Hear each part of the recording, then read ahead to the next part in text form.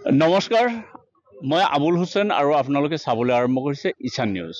কেতিয়াবা এনেকুৱা পৰিৱেশৰ সৃষ্টি হয় যি পৰিৱেশৰ কাৰণে সাধাৰণ শ্ৰমিকসকলৰ ভুক্তভোগী হ'বলগীয়া হয়।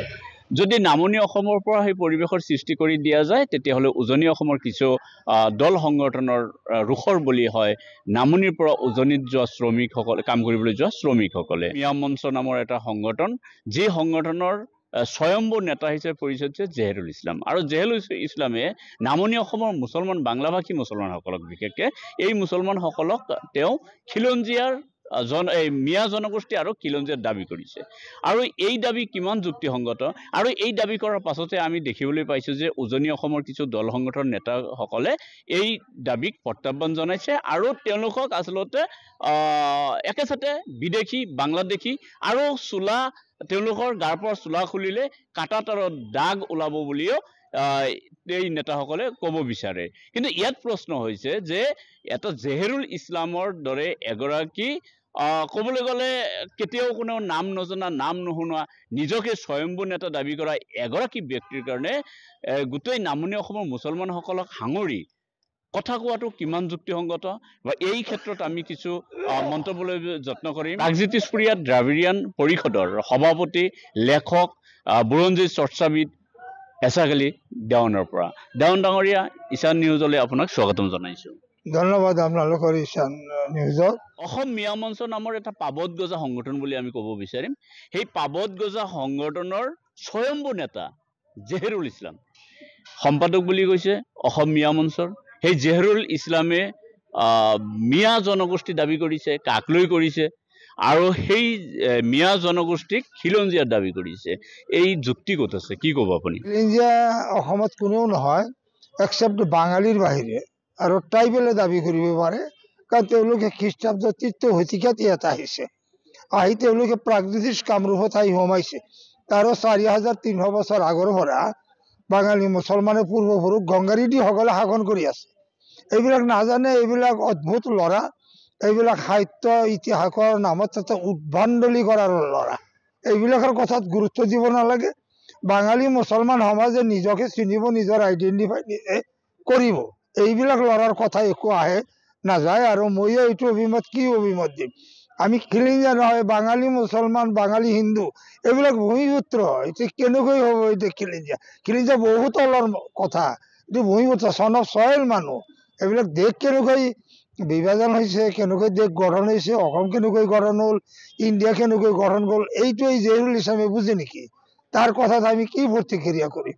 আমি প্ৰতিক্ৰিয়া ভাবিলোঁ অতনু ভূঞাৰ এটা সাক্ষাৎকাৰত তেখেতে এই কথাটো যে কৈছে যে আপোনালোকে যে মানে ভূমিপুত্ৰ নহয়, ভূমিপুত্ৰ অতনু ভূঞা হয় নেকি? খিলঞ্জীয়াই নহয় অতনু ভূঞা। অতনু ভূঞাৰ পূৰ্বপুৰুষটো ১৪শ শতিকাত আহিছে, ইয়াৰ মানুহ নহয়। তেওঁলোকে ক'ৰ মানুহ সেই ইতিহাসত তেওঁলোকৰ নাই। শ্ৰমিক বিলাক উজনিত যায়, তেওঁলোকক মাৰে, ধৰে, খেদে, কাণত ধৰি উঠা বহা কৰে, এইটো আমি দেখি আছোঁ, আগৰ পৰা জানি আছোঁ। এইটো আহোমবিলাকে কৰে, আহোমবিলাকৰ সব মানুহতেও নকৰে, এই সংগঠন কিছুমানে কৰে। কিন্তু ইয়াৰ পৰিণামটো তেওঁলোকে ভুগিব এটা সময়ত, কাৰণ এতিয়া ধৈৰ্যৰ বাহিৰত গৈ আছে বাঙালী মুছলমানৰ ওপৰত কৰা অত্যাচাৰ। মুছলমান বুলি কৈ বাঙালী মুছলমানক অসমীয়াৰ উইংছ বা শাখা বনাব, অসমীয়াৰ সংজ্ঞাই নোহোৱা হৈছে। অসমীয়াটো নাই, অসমীয়া মানুহেই কৈছে আমি অসমীয়া নহয়, অসমীয়া কেনেকৈ বনাব? এইটো কি এটা হাস্য ৰহস্য কথা। আৰু এইটো অতনু ভূঞা নিজেও জানে যে এটা ৩০/৯/২০০৫ তাৰিখে অসমীয়া শেষ হৈছে, অসমীয়াৰ পৰিচয় শেষ কৰিছে। খিলঞ্জীয়াৰ পৰিচয় খিলঞ্জীয়াও দিব পৰা নাই। এতিয়া অসমীয়া মানুহ খিলঞ্জীয়াও নহয়, ট্ৰাইবেলে দাবী কৰিব খিলঞ্জীয়াৰ। তেওঁলোকে অসমীয়া নহয় বুলি সকলো জনগোষ্ঠীয়ে কৈ দিছে। এতিয়া বাঙালী হিন্দুৱে কৈ দিছে অসমীয়া নহয়, তেওঁ বাঙালী। এতিয়া বাঙালী মুছলমানক ক'ব আমি বাঙালী। গতিকে এই উত্ৰাৱলত পঢ়ি হয়তো এইবিলাক মানুহক বৰ্তমান বিজেপি চৰকাৰে কোনো কামত লগাইছে নেকি নাজানো, কিন্তু সেনে এটা ধাৰণা আহে। পাবত গজা সংগঠনৰ অসম মিয়া মঞ্চ আৰু তাৰে স্বয়ম্ভু নেতা জেহেৰুল, গতিকে ইয়াত কিবা আপুনি ৰাজনৈতিক চাল আছে বুলি আপুনি ভাবে নেকি? নাই, নিশ্চিত ৰাজনীতি। বিধানসভা যাবই নোৱাৰে। আজি ভাৰতবৰ্ষৰ সংবিধান মতে ইণ্ডিয়ান চিটিজেন শব্দটো আছে, আৰু অৰিজিনেলি পিপল অফ ইণ্ডিয়া আছে, এই দুটা শব্দ আছে। তাৰ বাহিৰে খিলঞ্জীয়া, অখিলঞ্জীয়া, ভূমিপুত্ৰ কোনো শব্দ নাই। কাৰণ এই বিদেশী মূলৰ মানুহ, যিটো আৰ্যমূলীয় আছিল, সেইবিলাক মানুহ ইয়াতে আছে কাৰণেই তেওঁলোকক দিছে যে ইণ্ডিয়া, দেট ইজ ভাৰত, ভাৰতৰ নাম ৰাখিছে। ইয়াত আৰু আপুনি কোৱা কথাটো সেনেকৈ নহয় যে গভৰ্ণমেণ্টে কৰা নাই, এই কথা নহয়। গভৰ্ণমেণ্টে নিশ্চিতভাৱে এই কথাটো থাকিব, নহ'লে কিয় বিধানসভাত উঠে আৰু কিয় চিফ মিনিষ্টাৰে কয় যে হয় মিয়াটো যুক্তি আছে, আপোনালোকে ক'ব পাৰে। ইয়াৰ মই মানে প্ৰতিবাদ কৰোঁ। আৰু এই মিয়া নামত স্বীকৃতি দিয়া পৃথিৱীৰ কোনো চৰকাৰ বা পৃথিৱীত কোনো নাম মিয়া আছে বা ভাৰতবৰ্ষৰ সংবিধান মতে আজিৰ মুখ্যমন্ত্ৰী বা আসাম চৰকাৰ, দিল্লী চৰকাৰে কোনো জনগোষ্ঠীক নিজে তৈয়াৰ কৰিব নোৱাৰে। এটা জনগোষ্ঠীক কোনো সুবিধাৰ স্বীকৃতি দিব পাৰে, সংবিধানত নাই। এই মিয়া স্বীকৃতি নহয়। এইবিলাক ল'ৰাক কিবা কৰি তেওঁলোকৰ জৰিয়তে হৰতাল কৰাই আছে, দাবী দাবা দি আছে। আবাৰ আকৌ মিয়া খেদা আন্দোলন আৰম্ভ কৰিব বুলি ভয় দেখুৱাইছে। ভয় যেতিয়া শেষ হৈ যাব তেতিয়া গভৰ্ণমেণ্টে কণ্ট্ৰল কৰিব নোৱাৰিব। সদৌ অসম সংখ্যালঘু ছাত্ৰ সন্থাৰ মুখ্য উপদেষ্টা আইনুদ্দিন আহমেদ, আইনুদ্দিন আহমেদেও মিয়া জনগোষ্ঠী দাবী কৰিছে, খিলঞ্জীয়া দাবী কৰিছে। এই সন্দৰ্ভত কি ক'ব? 1980 চনত আমচুৰ গঠন, কিন্তু আমচুৰ পিছত আজি বাঙালি, হিন্দু, টি গাৰ্ডেন, নেপালী কোনো জনগোষ্ঠী নাই। একমাত্ৰ বাঙালী মুছলমানৰ হৈ তেওঁলোকে দিল্লী গুৱাহাটীত থাকে, MLA বিলাকৰ পিছে পিছে ঘূৰে। এতিয়া কিবিলাক ঘূৰে, কি তেওঁলোকে উপদেষ্টা, এই আইনুদ্দিন উপদেষ্টা, সি উপদেষ্টা হ'ব, সি সাহিত্যৰ ইতিহাস লাৰি চাইছে নেকি? তেওঁৰ কথাটোতো মই বুজি পালো সিহঁত অজ্ঞ মানুহ, এইটো উদ্ভণ্ডালি কৰা এজন মানুহ। আইনুদ্দিন এটা আইনৰ মানুহ বুলি শুনিছো, কেইবাজনো মোক কৈছে ফোন যোগে, কিন্তু মই আজি জানিলো যে সি লয়াৰ নহয়। সি লয়াৰ হ'লে সি ইমান দুৰ্বল, ইমান নিম্ন খাবৰ মানুহটো বুজাই নাই যে ইণ্ডিয়ান চিটিজেন কাক কয়, ইণ্ডিয়ানেছ নাই, ইণ্ডিয়ান চন অফ চইলৰ ওপৰত টাচ দিয়া নাই। ইয়াতে অনলি বিদেশী মূলৰ আৰ্য মানুহক স্থিতি দিয়াৰ কাৰণে ইণ্ডিয়া দেট ইজ ভাৰত বুলি কৈছে। এইখিনি যে জানা নাই, সি কিহৰ এডভোকেট, কিহৰ আমচুৰ, সি উপদেষ্টা। এইটো নেবাৰ তেওঁক আমচুৱে ইয়াৰ ওপৰত প্ৰতিক্ৰিয়া প্ৰকাশ কৰক, স্পষ্টীকৰণ দিয়ক যে আমচুৱে বাঙালী মুছলমানক মানে মিয়া জনগোষ্ঠী কৰাৰ কাৰণে প্ৰস্তাৱ লৈছে নাই লোৱা নাই। যদি লোৱা নাই তেনেহ'লে এইজন মানুহক আঁতৰাই দিব লাগে।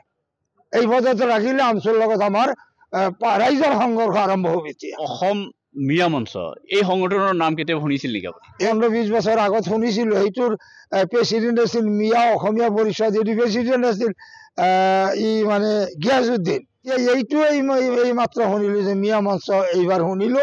এই মিয়া মঞ্চ আৰু গোৱালপাৰাৰ পৰা কৰিছে এই নাদান ল'ৰাজন জহিৰুল ইছলাম। নাদানেতো বুজা নাই, গোৱালপাৰা বংগ 1812 চনত হৈছে এই গোৱালপাৰা ৰংপুৰ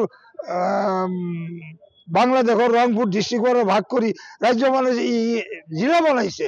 আৰু তাৰ পৰা 6টা জিলা হৈছে, তোৰা আপোনাৰ গাৰো, তাৰপিছত কোকৰাঝাৰ, বঙাইগাঁও, ধুবুৰী, এইবিলাক চকচকা, তাৰপিছত চকচকা চাৰ্কুল, তাৰপিছত বৰপেটাৰ হাট মানে বাঙালহাট, এইবিলাক বংগ। ই নাদান ল'ৰা এইবিলাকেই খাব এটা জাতিৰ বিৰুদ্ধে। তেওঁৰ চিঞৰ বাখৰে একো নহয়। অতনু বিয়া ভাসি গৈছে, অতনু বিয়াক আমি বুজিব পাৰিছো তেওঁ গভৰ্ণমেণ্টেৰ এজেন্ট জানি কি জানি কাম কৰিছে নেকি, এইটো মই ভাবিছো। যিটো ল'ৰাক আপুনি নাজানে, যিটো স্বয়ম্ভূ নেতাক আপুনি নাজানে, কোনেও নাজানে, তেওঁৰ সংগঠন কোনেও নাজানে, গতিকে তেনেকুৱা এগৰাকী ব্যক্তিয়ে যেতিয়া মিয়া জনগোষ্ঠীৰ স্বীকৃতি দাবী কৰিব আৰু এই কথা শুনিয়ে উজনিৰ কিছুমান ব্যক্তিয়ে ক'ব যে আপোনালোকৰ চোলা খুলিলে এই কাঁইটা তাৰৰ দাগ ওলাব, এই সন্দৰ্ভত আপুনি কি প্ৰতিক্ৰিয়া? 1008 বছৰ আগত এই চীনৰ চানদেশত এই আহোমৰ পূৰ্বপুৰুষ কাই নামে আছিল। তেওঁলোকে তাত ৰাজনৈতিক ঠেলাত পৰি দক্ষিণ পূব ফালে যায়। আজি ম্যানমাৰ, তেতিয়া বাৰ্মিজ, তাৰে সুৱেলি ৰিভাৰ, গ্ৰেট ৰিভাৰ, সেই সুৱেলি উপত্যকাত থাকে। তাতেও 1000 পিছত ঠেলাত পৰি পশ্চিম উত্তৰ ফালে আহি নাগাত আক্ৰমণ কৰে, তাৰপিছত 1228 কামৰূপত আক্ৰমণ কৰে। তেনে ঠেলাত পৰি মানে কি ঠেলাত পৰি, এইটো অসম সাহিত্য বা ৰচনাৱলীত পাব এই কথাটো। উজনি অসমৰ যিবিলাকে কৈ আছে কাৰাতাৰ বেৰ যাব, তেওঁলোকে ভগনীয়া। তেওঁলোকৰ এতিয়াও গন্ধ ওলাই আছে যে তেওঁলোকে কোনো দেশত থাকিব নোৱাৰে। এই বাঙালীৰ যিটো সমুদ্ৰ ভাগৰ কামৰূপৰ সমাৰ পীঠত আহি তেওঁলোকে আছে, আৰু তেওঁলোকক আমি সন্মান দিওঁ। তেওঁলোকে তাত চৰকাৰ কৰিছে, তেওঁলোকৰ চিফ মিনিষ্টাৰ হৈছে, ভাল ধৰণে তেওঁলোকে দেশ চলাইছে, মানুহ মাৰিছে, কাটিছে, তথাপি ক্ষেত্ৰত ৰাখিছে। কিন্তু সেই জনগোষ্ঠীৰ আহোমৰ পৰা যিবিলাক নিউজ পাই আছো বৰ্তমান, এটা পৰিণামটো ভাল নহয়, অসমৰ ফিউচাৰ ভাল নহয়। আৰু এইটো চিফ মিনিষ্টাৰে কৰিছে না নকৰিছে মই জানা নাই, কিন্তু আহোমসকলৰ বুদ্ধিজীৱী মহল আৰু লিডাৰসকলক মই আহ্বান ৰাখিছোঁ, আপোনালোকে অলপ সংযত সতৰ্ক হওক। প্ৰাগজ্যোতিষপুৰীয়া দ্ৰাবিড়ীয়ান পৰিষদৰ সভাপতি এছাৰকালী দেৱান চাহাবে এতিয়া আহোমকেই ভগনীয়া বুলি কৈছে আৰু তেখেতসকলে কৈছে যে আমিয়েই প্ৰকৃত ভূমিপুত্ৰ অসমৰ, আমিয়েই এই দেশৰ নাগৰিক আৰু আহোম হৈছে ভগনীয়া। মিয়া জনগোষ্ঠী আৰু খিলঞ্জীয়াত দাবী কৰা সন্দৰ্ভত উজনি অসমৰ পৰা যিসকল ব্যক্তিয়ে এই মুছলমানসকলক কাটাতাৰৰ চোলা খুলিলে কাটাতাৰৰ দাগ ওলাব বুলি কৰা বক্তব্যৰ প্ৰতিক্ৰিয়াত এছাৰ আলী দেৱান ডাঙৰীয়াই কৈছে যে আচলতে আহোমসকল হৈছে ভগনীয়া, অসমীয়াৰ আক্ৰমণকাৰী আৰু অসমীয়াৰ কোনো সংজ্ঞা নাই। খিলঞ্জীয়াত দাবী কৰিও তেওঁলোক এতিয়া বিপদত। আপোনালোকে চাই আছিলে ঈশান নিউজ।